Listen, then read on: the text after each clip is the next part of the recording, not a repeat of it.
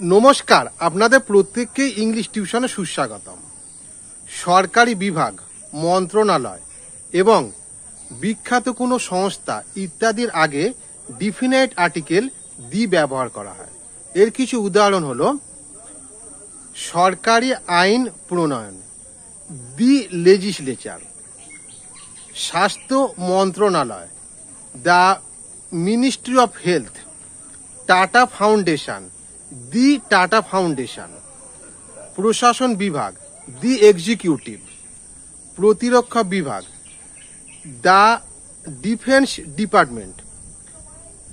এখানে প্রত্যেকটা যে উদাহরণ দেওয়া হলো প্রত্যেকটাই হলো টাটা ফাউন্ডেশন ছাড়া প্রত্যেকটা হলো সরকারি বিভাগ, এবং টাটা ফাউন্ডেশন হলো একটা বিখ্যাত বেসরকারি সংস্থা। তাই প্রতিটার আগে ডিফিনাইট আর্টিকেল দি ব্যবহার করা হয়েছে।